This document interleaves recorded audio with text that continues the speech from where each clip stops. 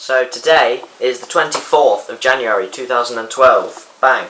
Day 2 of Conspiracy Week, and today I'm going to talk about 9/11. So obviously it's quite it's not a very nice topic to talk about. It's planes crashing into a building and killing a lot of people.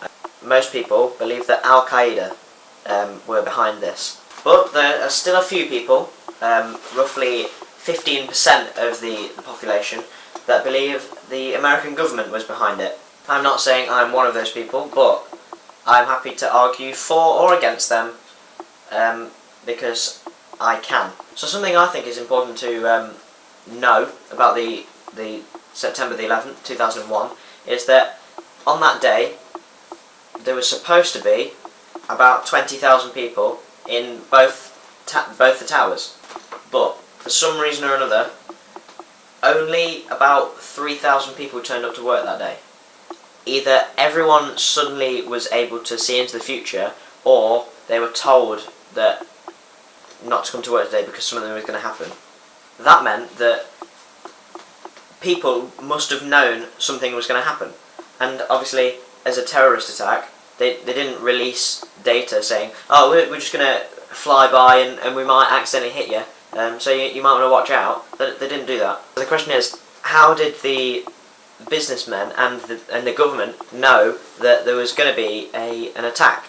That leads people to believe that the government were behind it and that they just wanted to, blame Al-Qaeda so that they could start a war.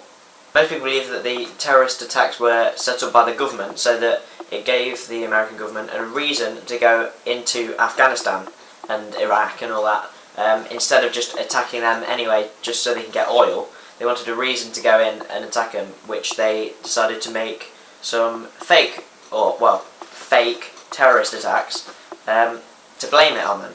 Obviously this is a very broad claim, and it's hard to prove, but there are some tiny bits of evidence. Apart from the fact that a lot of people were saved because they were told not to come to work, and also none of the I'd just like to point out, none of the main CEOs of any of the businesses in the World Trade Center came to work that day either. They all just didn't go to work, so they all survived. So the businesses could carry on as normal. Also, before the first plane hit, about 5 minutes before the first plane hit, there was a power cut in the first tower, I believe. Now, some people think that that power cut was supposed to happen at exactly the same point that the plane hit, so that it seemed seamless and that it is as if the plane's done it.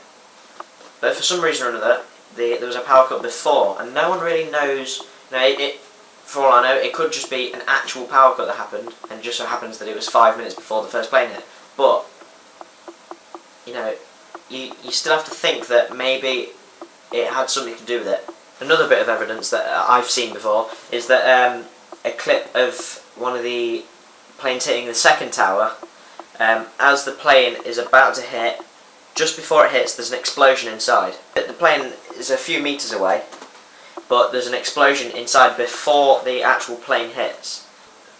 It could still be Al-Qaeda at that point. They could be people who are working in the Twin Towers, but also working for Al-Qaeda and, secret undercover people. But there's some people that still believe that because there's explosions inside the towers before the plane hits, that means the government has to be behind it, and there's no other way you can think about it. The government are behind it, and that is 100% proof, obviously. But the thing with conspiracy theories, you can look at any evidence from both sides of the story, so you can compare it and say that, oh, this means it definitely was the American government that blew it up, because there's explosions inside the actual building before the plane hits. Or you can look at it from the other side and say maybe there was just someone inside working for Al-Qaeda who helped them blow it up from the inside.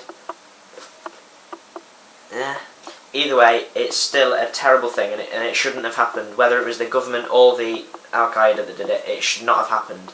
And my thoughts are with all the families and people who've suffered because of the 9/11 attacks. So thank you for watching day 2 of Conspiracy Week. I will see you tomorrow. Goodbye.